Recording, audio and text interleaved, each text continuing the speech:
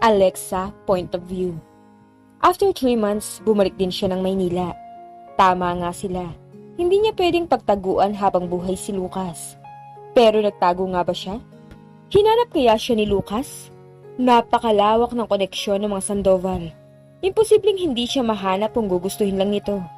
Nalungkot siya sa kaisipang yun. Hindi niya masagot ang tanong niya. Naging magaling ba siya sa pagtatago?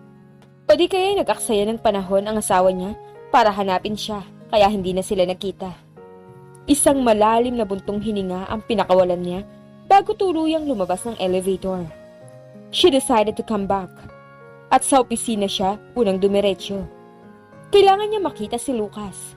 Mahalaga na makapag-usap sila. Alexa! Ikaw nga! Patakbo siyang sinalubong ni Diego. Niyakap siya nito na mahigpit. Aray! Naipit siya sa sobrang higpit ng yakap nito. Sorry, namiss kita eh. Saan ka ba nang galing? Masaya ito habang hinihila siya papasok ng opisina. Oh my, Alexa! Where have you been? Gulat na gulat si Vincent pagkakita sa kanya. Kuya, sa loob na tayo mag-usap. Harang niya sa kapatid. Hindi na niya hinayaang makalapit ito sa kanya. Pinagtitingin na kasi sila ng mga tao. Dinala siya nito sa dati niyang opisina. Kuya, I'm sorry. I know mali ang ginawa ko. Umalis ako nang walang paalam. Pero kasi gulong-gulo na ako eh. Hindi ko na alam ang gagawin ko. That time, gusto ko lang mapag-isa. Sana naman hindi kayo galit sa akin. Sila mamit daddy, kumusta sila? Galit ba sila sa akin? Tuloy-tuloy na wika niya. Ay, stop it, okay? Itinaas ni Vincent ang isang kamay. Senyales para patigilin siya sa pagsasalita. Hindi na ito nakatiis. Niyakap na siya ng kapatid. I miss you, Alexa. Kahit makulit ka, kahit pasaway ka. Kulang ang buhay namin pag wala ka. Sabi nito habang yakap pa rin siya. Naiyak siya sa sinabi ng kapatid. Sa lahat ng ginawa niya, walang nagalit sa kanya. Mas lalo siyang na-guilty. I'm sorry, babawi ako sa inyo. Hindi na ako lalayo kahit anong mangyari. Hindi na ako aalis. Vincent! Nagulat sila sa tawag mula sa pintuan. Sabay-sabay silang napalingon sa pinanggalingan ng boses. Lucas? Napahinto ito pagkakita kay Alexa. Hindi nakapagsalita. Parang naestatwa sa kinatatayuan niya. Hindi rin alam ni Alexa kung anong kilos ang dapat niyang gawin. Bigla siyang nablangko. Nakatitig lang siya sa asawa ng sandaling yun. Nagkatitigan sila. Naghihintay sa mga susunod ditong sasabihin. Hindi niya rin mabasa ang emosyon nito. Walang reaksyon mula sa gwapong mukha ng asawa. Galit ba ito sa kanya? Malungkot? Masaya? Excited na nakita uli sila? Wala. Wala siyang makita. Are we going to start the meeting? Si Vincent na ang bumasag ng katahimikan. Sorry, may bisita pala kayo. See you in my office in 5 minutes. Kayo ni Diego. Tinalikuran na sila ni Lucas matapos magsalita. Sis, we're happy that you're here. Pero kasi, wrong timing eh. Sana sa bahay ka muna dumiretso, hindi dito. Tatawag ako ng driver, ipapahatid kita. I'm sure may iyak sa tuwa si Daddy pag nagkita kayo. Why? May nangyari ba sa opisina? I'll explain everything later. Sa bahay na tayo mag-usap ha. By the way, welcome back Alexa. Hinalikan siya sa noo ni Vincent at mabilis na umalis papunta sa opisina ni Lucas. Girl, alis na rin ako ha. Sandali. Hinila niya si Diego pabalik. Diego, please explain to me what's happening. Saglit lang. Kinakabahan siya. 3 buwan lang siya nawala pero parang may nangyayaring hindi maganda sa kumpanya. Ang kulit mo talaga no. Yan ang napapala ng mga wala. Zero knowledge sa balita. FYI my dear, may nangyayaring agawan ng powers ngayon sa kumpanya. Hindi na si Lucas ang majority shareholder. Guess who? What? Paano nangyari yun? Sino at bakit may agawan? See, wala kang alam. Hindi ba naikwento sa'yo ng walang puso mong abogado na siya na ang may-ari ng halos kalahati ng Sandoval Company? Oh my God! Natutok niya ang bibig. She was in a state of shock. Hindi siya makapaniwala. Naging napakabilis ang mga pangyayari. Binili niya lahat ng shares sa mga stockholders. Ang natitira na lang, halos yung sa ating 5. The rest na kay Travis na. Matalino siya.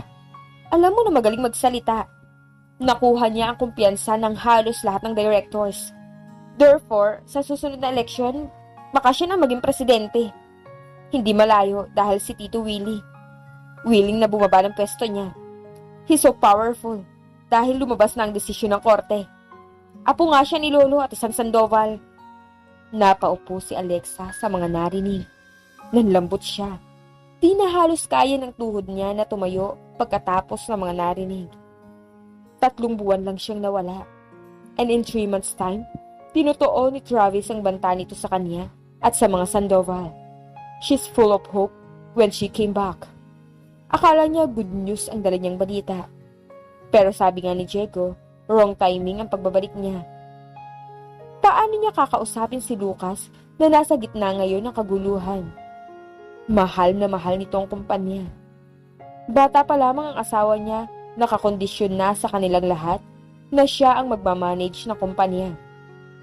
Pero kabaligtaran ang nangyayari. Mawawalan pa ito ng posisyon dahil kay Travis. Kailangan niya kumilos. Hindi niya pwedeng panoorin na lang na nahihirapan si Lucas.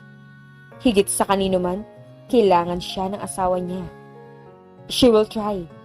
Baka siya lang ang pwedeng pumigil kay Travis. Natagpuan niya ang sarili na nasa loob ng bahay ni Lucas. Halos wala itong pinagbago. Kagaya pa rin ng dati ang pagkakaayos. Pumasok siya sa dating silid kung saan siya natutulog noon. Papakla siyang ngumiti.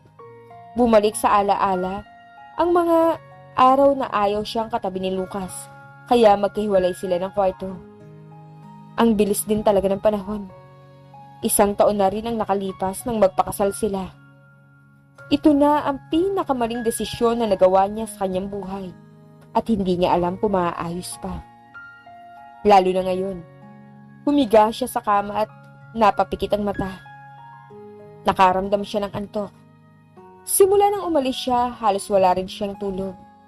Lumayo nga siya, pero ang puso at isip niya ay naiwan kay Lucas, sa kanyang asawa. Ilang saglit pa, bigla siya nagising. Hindi niya namalayan na nakatulog pala siya. Nang maramdaman niya na parang may nakatitig sa kanya, napaupo siya. It was Lucas. Nakatitig lang ito sa kanya habang nakaupo sa sofa na halos katabi ng kama. My God, Lucas! Ginulat mo naman ako. Kanina ka pa ba? Umayos siya sa pagkakaupo. Hindi ba dapat ako magtanong yan? Anong ginagawa mo rito, Alexa? Sagot nito sa baritonong boses. Nakakunot ang noo habang walang reaksyon na nakatitig sa kanya. Lucas, may sasabihin sana ako sa'yo. Sa tingin ko, wala nang saysay lahat ng pag-uusapan natin. Nagawa ko ng lahat. Nasabi ko ng lahat sa'yo. Pero binaliwala mo lang. Dahil mas pinili mo siya. Nung oras na iniwan mo ko at sumama ka kay Travis, tapos na rin tayo, Alexa. Ano bang sinasabi mo? Nagtataka siya sa mga sinasabi ng asawa. Bakit ka pa bumalik dito? Do you want to make sure na nahihirapan ako? Yun ba ang gusto niyong makita ng boyfriend mo? Na unti-unti na ako bumabagsak? Alam mong hindi mangyayari yun. Kalahati lang ng yaman ko mapupunta sa kanya. Hindi ko ikahihirap. Ano? Masaya ka ba sa kanya? Mas napapaligaya ka ba niya? Anong meron kay Travis na wala ko, Alexa? Isang malakas na sampal ang nagpatigil kay Lucas.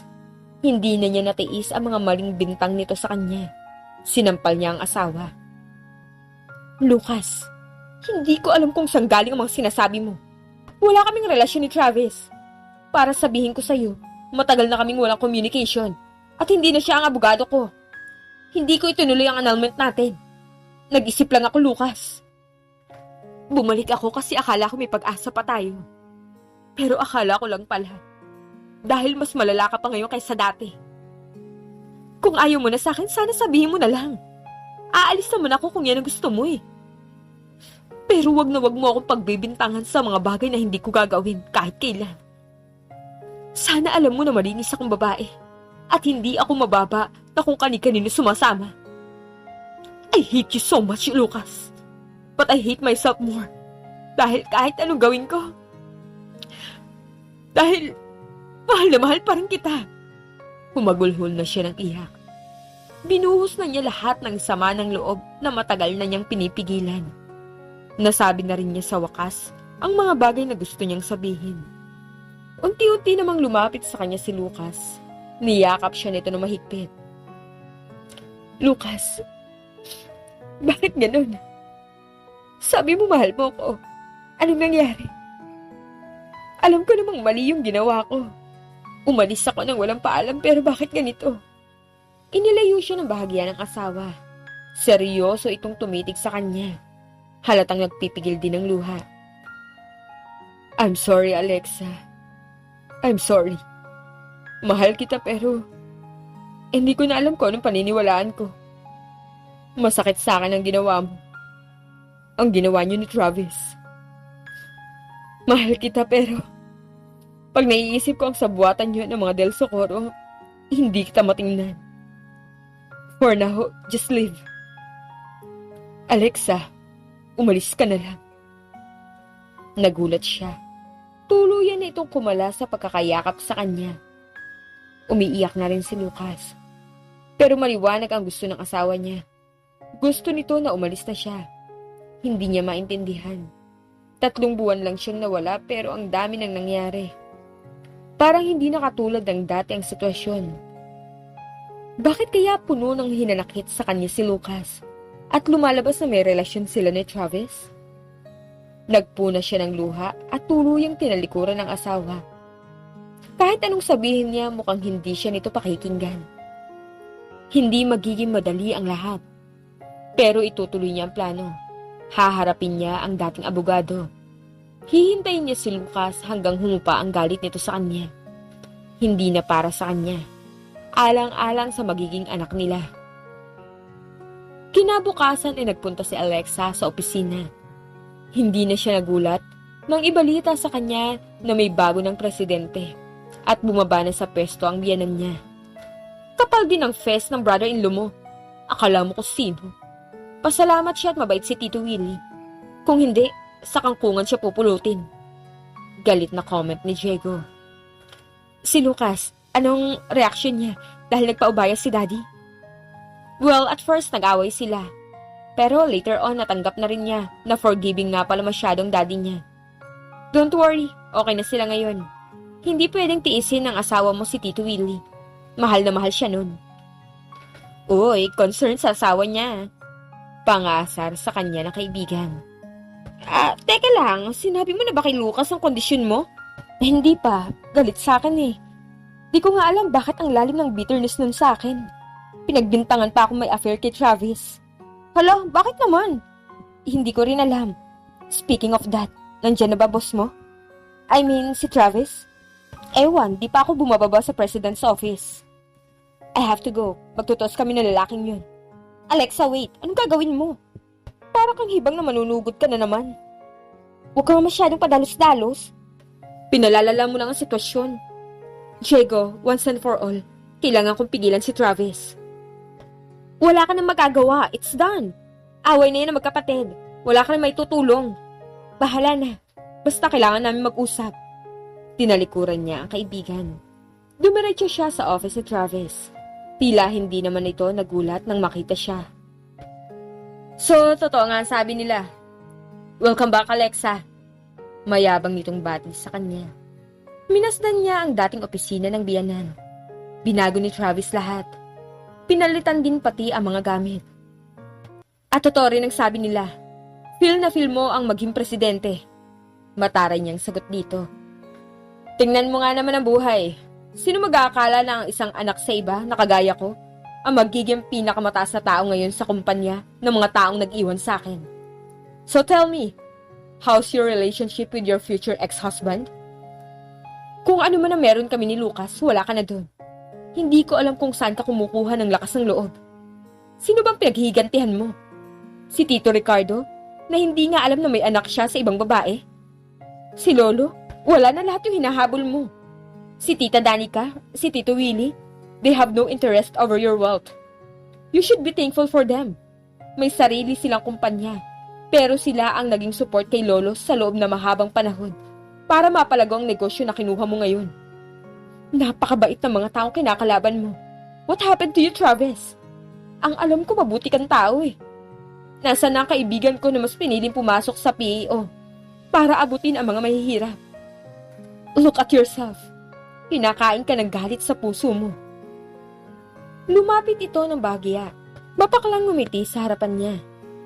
Puno ng kalungkutan ang mga mata. Huwag mo nang hanapin ang dating ako. Wala na siya. And you're one of the reason kung bakit ako nagkaganito. Ang tagal kitang hinintay, Alexa. I've done everything just to have you. From the start, alam ko ang plano niyo ni Lolo.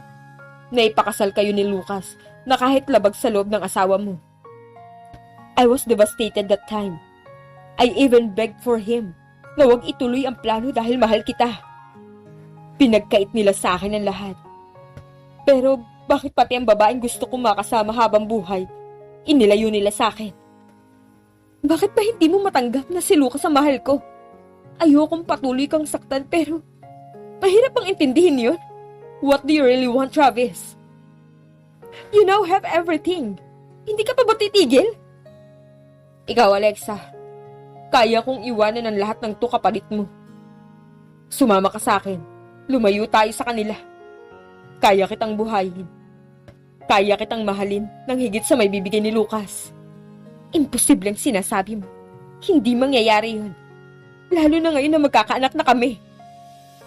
Nabigla ito sa sinabi niya. Pero saglit lang sumilay ang nakakalokong ngiti sa labi nito. I'm sorry, Alexa. Hindi ka na babalikan ni Lucas. Sinabi ko sa kanya na nagsasama na tayo, kaya iniwan mo siya. But don't worry. I will always catch you. Pati ang batang dinadala mo, naiisipin niyang anak ko. Sinampal niya ng malakas si Travis. Nahihibang ka na. You're totally out of your mind. Napakasama mo. Hindi na niya naituloy ang mga sasabihin. Niyakap na siya ni Travis. Kinabahan siya nang maisandal siya nito sa pader. Gusto niyang manlaban pero lubhang malakas ang lalaki. Pinigilan nito ang dalawa niyang kamay.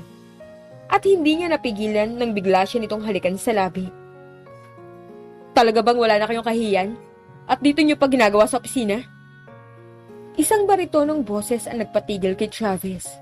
At kapwa nila nilingon kung sino ang pumasok sa pinto. Lucas! Kinakabahan na wika ni Alexa. Paano ipapaliwanag ni Alexa sa asawa na walang namamagitan sa kanila ni Travis?